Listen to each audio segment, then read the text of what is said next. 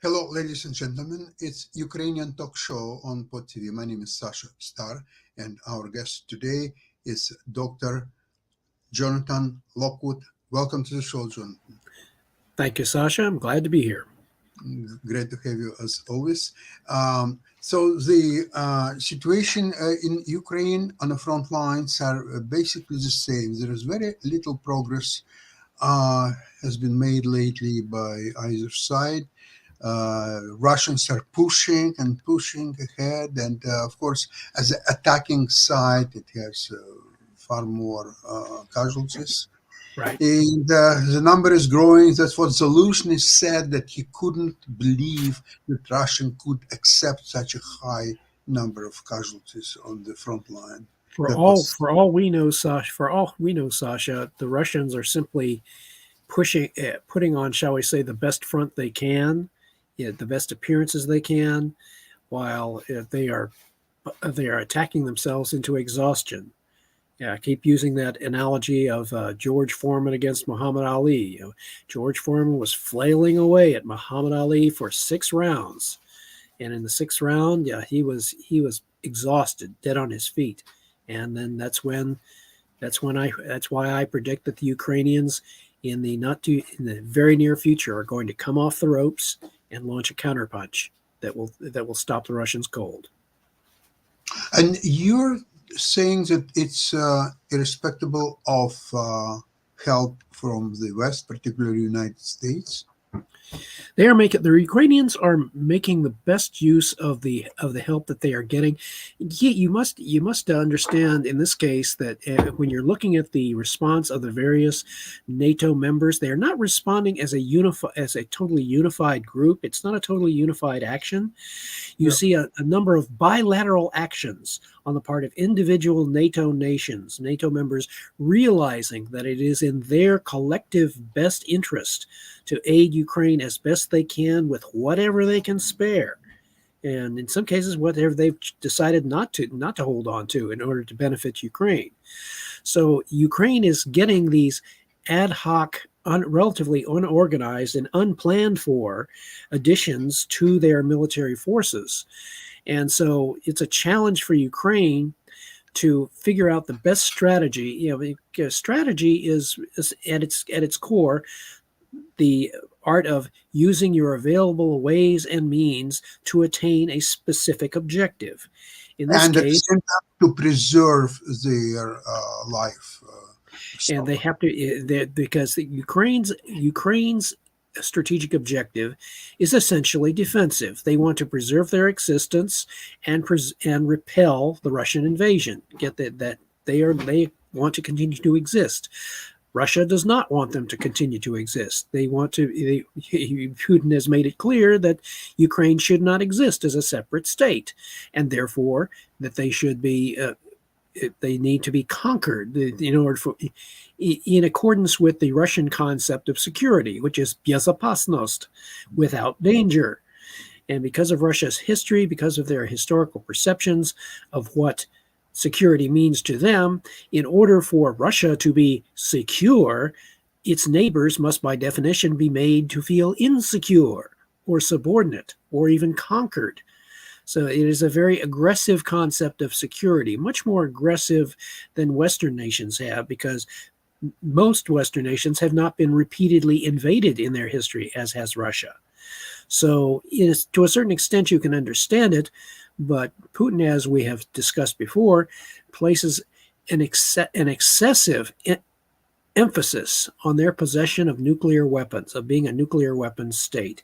Because as Boris Yeltsin had once said, the only reason Russia is considered a great power is because its armed forces have nuclear weapons. So they are using this. They call their nuclear forces their ustrashenia, intimidation forces. And that puts a much different meaning, a much different slant on things as to why they are doing what they are doing. So right now, the Ukraine is taking, because its goal is essentially defensive. They're not looking to conquer Russia. They want Russia just to leave them alone and go away. So now they are taking the available means that they have that they are getting in an unorganized, disorganized, and unpredictable fashion from various sources, and they are facing a daunting strategic challenge to integrate those available means into the best possible strategy for Ukraine in order to achieve its ultimate objective, which is its self-preservation and independence from Russia. So now it's from where I'm observing it and looking at all the information coming in, the Ukrainians are stabilizing the front. They are doing the boxing equivalent of leaning up against the ropes and allowing the other side to punch themselves out. And as the Ukrainians get these incremental improvements in certain areas, they are making very good success in both in the air defense, and in the naval sphere in the Black Sea, where they are successfully beating the Russians back. And that trend towards growing air superiority for Ukraine is only going to increase in the coming months as the F-16s are fully integrated and as other air defense measures are fully integrated. I project, from my perspective, from my own analysis, that Ukraine within the next 2 to 3 months will gain local air superiority over the theater. On that sector, over the Crimea, as well as over the eastern sector of Ukraine, and they will therefore be in a perfect position not only to halt any further Russian offensives and make them even more prohibitively costly than they have been, but they will be in a position to throw a decisive counterpunch at a time and place of their choosing, not the Russians. So this is why I maintain, in the face of the vast majority of Western analysts and other analysts who are saying, "Oh, this is deadlocked in a stalemate," that Russia has much greater resources, which I think is something of an illusion. They are projecting strength, but they may well be nearing the end of their useful strength and resources as far as being able to prosecute a successful war against Ukraine.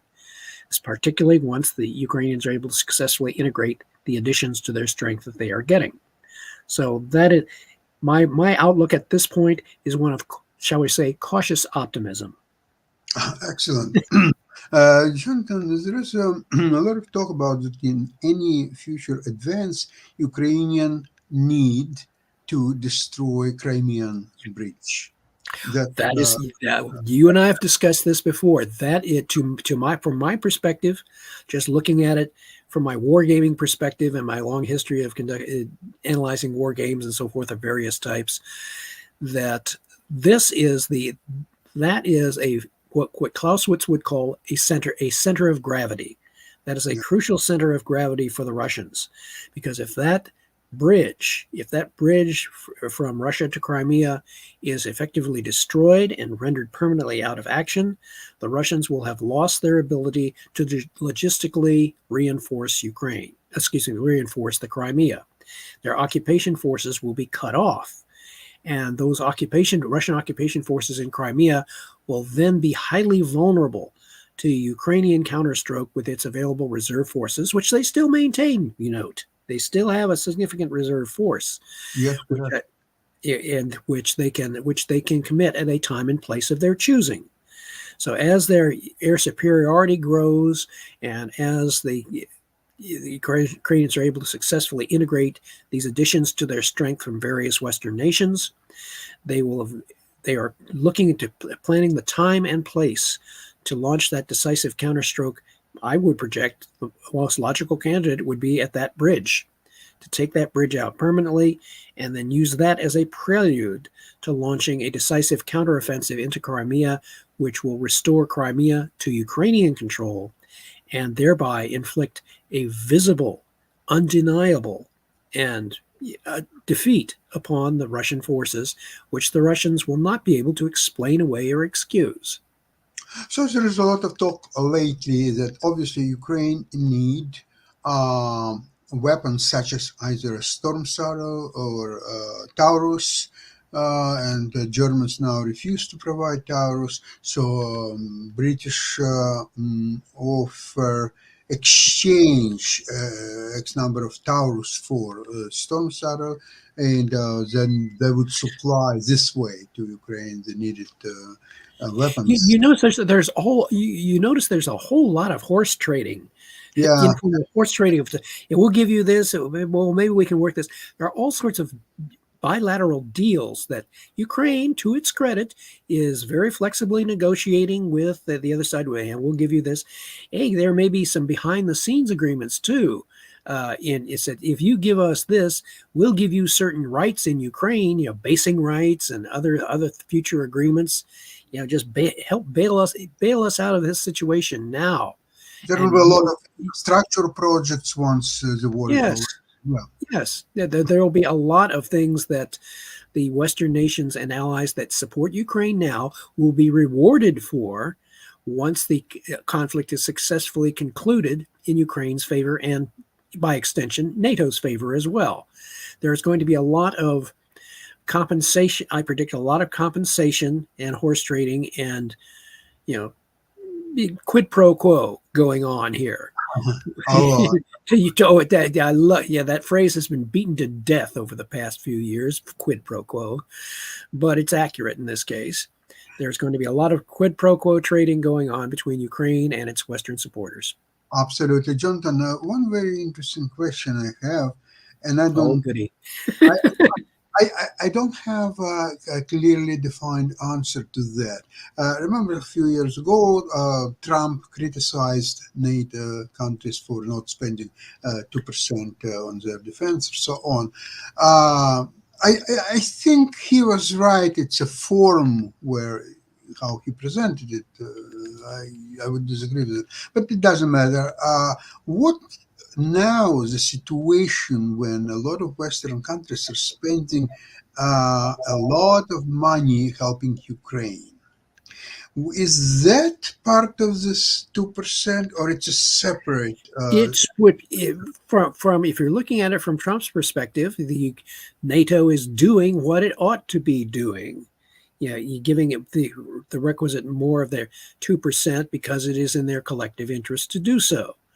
Yeah, he's not going to be coming out and saying, "Well, I told you so," but in effect, by NATO starting to act more or less collectively in defense of Ukraine, as if Ukraine were an active part of NATO, which it might as well be at this point.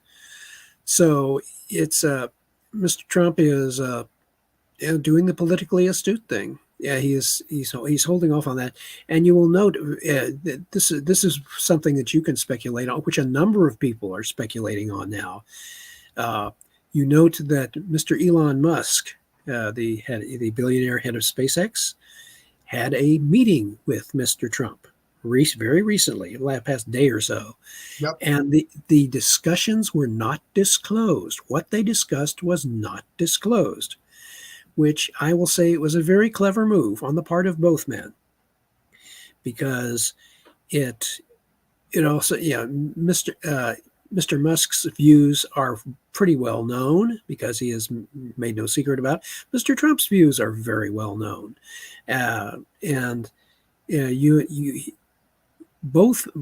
each man has something that the other wants. Jonathan, there is a little bit suspicious timing of that meeting. It was a couple of days before Trump had to post a bond of $91.5 million. Right. I'm not going to swear to it or anything like that. That could have been one of the things they discussed. It would be a logical thing for them both to have discussed. There could be other considerations as well. Remember that Mr. Trump was the one who created the existence of the Space Force. And you and I have discussed the potential importance of the Space Force, particularly if it is upgraded with a space fleet. That is something that Mr. Musk could do for Mr. Trump, should Mr. Trump win the election. And so there are very good reasons for those two men to be talking to each other.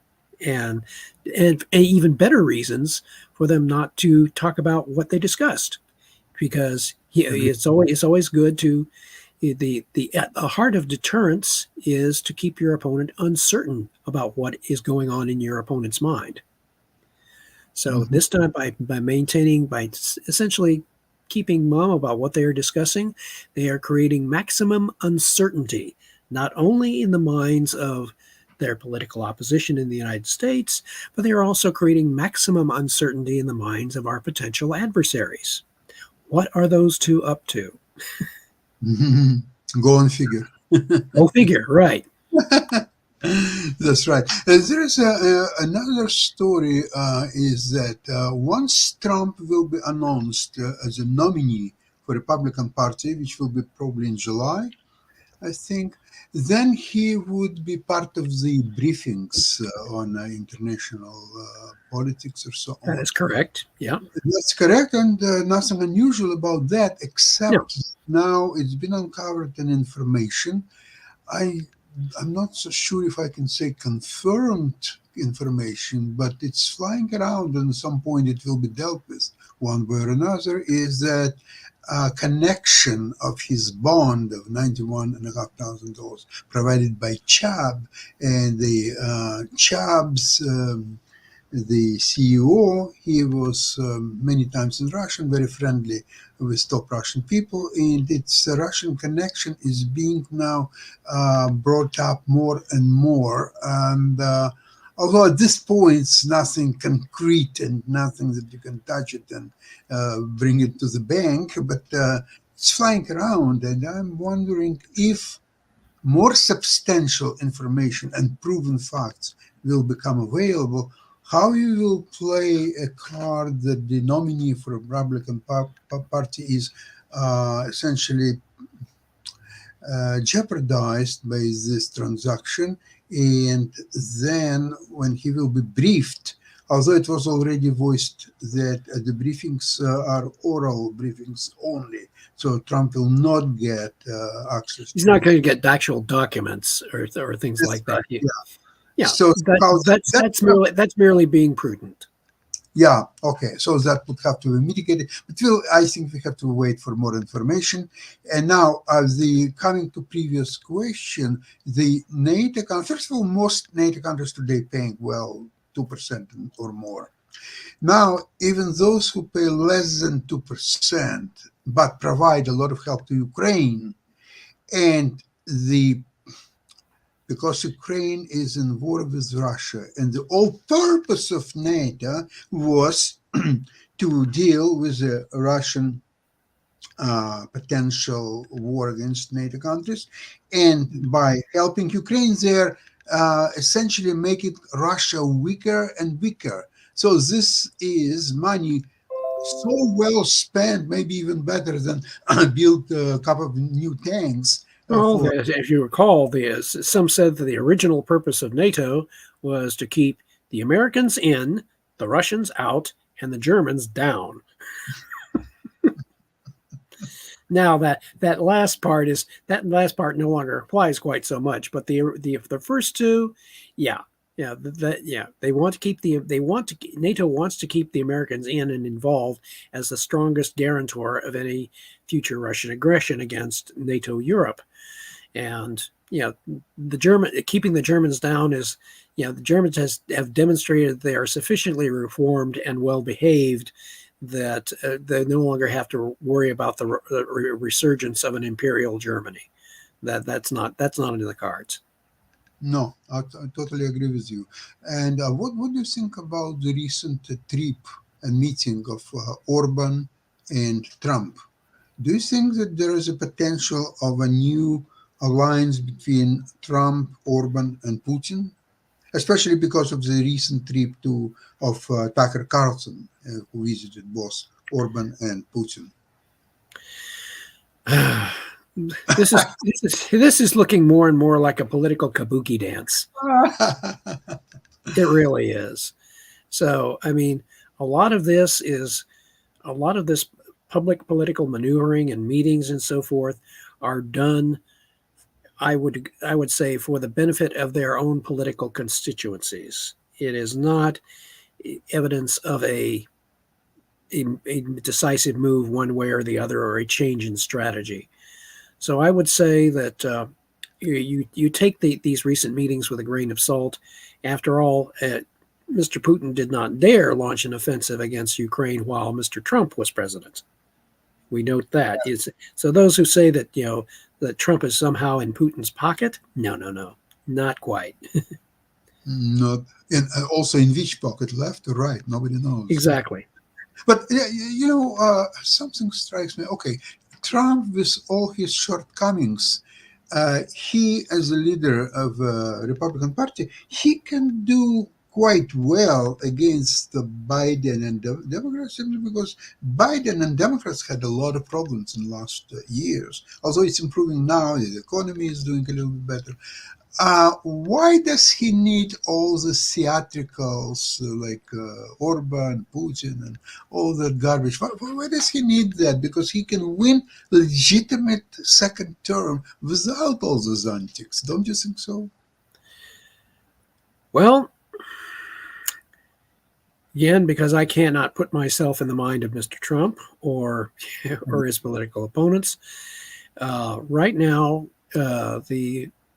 Mr. Trump's primary politically strategic concern is the consolidation and energizing of his own political base.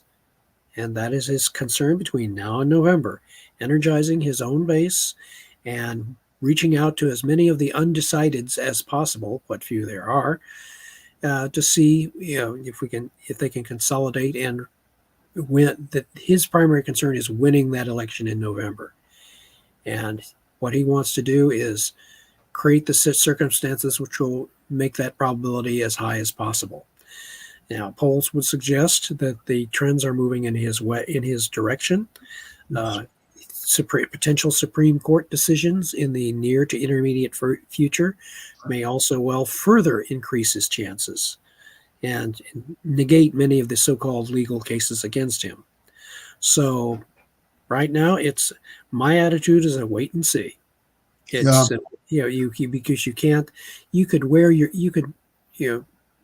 try to overthink this and just drive yourself crazy, trying to predict trying to read significance into every single political move or speech or trip that a candidate or an incumbent makes. So, but in this case, in the case of Ukraine, as I have contended several times in the past, Ukraine still largely controls its own destiny, and Yes.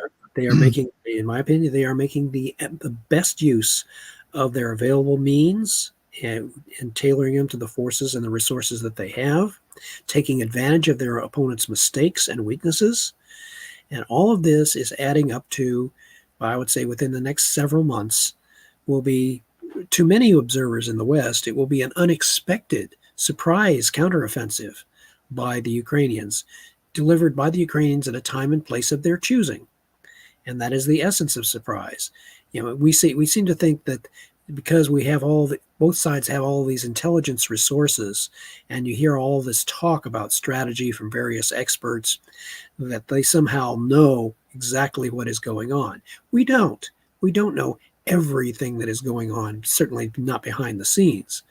And one of the key elements involved in achieving operational surprise is knowing not only how your opponent thinks, but also concealing and keeping your opponents uncertain as to what you are thinking and planning.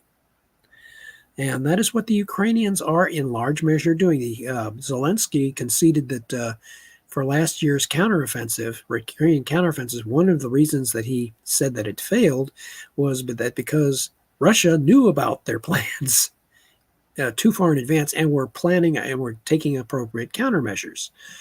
So this time, Zelensky is playing his cards much closer to the vest, and he is saying that although successfully resisting, that there will be some surprises in store for Russia this summer, which I agree. He's just keeping quiet about just when, where, and how these specific surprises will be launched. One surprise just happened, I think, yesterday when in Ukraine there are forces consisting of Russians.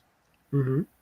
and they're part of Ukrainian army, but they're in kind of a separate brigade, and they unleashed very strong advance yesterday on Kursk and Belgorod, and they are doing quite well on Russians completely were unprepared to that, and they've got substantial territory, and they are not avoiding the tactical skirmishes with Russian army, but there is not much Russian army either, because all Russian army is tied up in Crimea and south and east of Ukraine.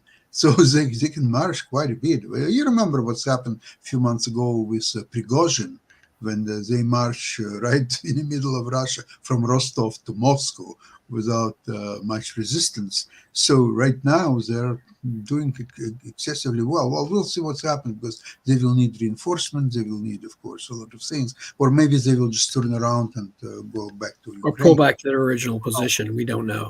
Yeah, we don't know that. But I think one of the ideas, the same as with drones, Ukrainians want to bring war to Russia and to Russians as much as it's possible.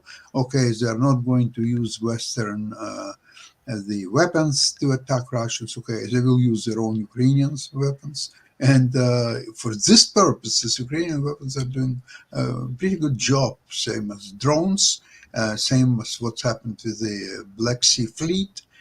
Recently, right now, there is no such thing as the Russian Black Sea Fleet. It's hiding in Azov Sea and Novorossiysk and elsewhere. So Ukrainians with limited means, as we discussed, they're doing very, very well, and we'll just see what's happening. I'm just very scary about the next few days because of the Russian election. And the Russians, they like to have some kind of pleasant surprises for their Führer. One was October 7th, his birthday date, and there was an attack by Hamas against Israel. And now with the election, which Putin will win, by most count 100% certainty, whether the Russians will not surprise Ukraine with some kind of a unexpected attack or advance or whatever. But hopefully, well, there are very few days left before the election. So just each day, the likelihood is getting lesser and lesser, of course. Hopefully, it will not materialize. I really do believe so. Well, with that, Jonathan, I thank you very, very much for your input on today's program. Sorry for some uncomfortable questions, but they're uncomfortable to myself as well. We're both struggling. It wouldn't be a war or political if there weren't uncomfortable questions to be dealt with. That's But right. fortunately for us, the other side also has uncomfortable questions that they have to deal with, and uncomfortable realities. And the Ukrainians are doing their very best to make life as uncomfortable for the Russians as possible. Yeah, they're great at that. And with a little more help from the West, I think nothing will help Russians to survive this war against Ukraine. With that, thank you so much, everybody. Jonathan, thank you so much. And we'll see you same place, same time on Friday. Bye-bye, everybody. Looking forward. Slava Bye. Ukraine.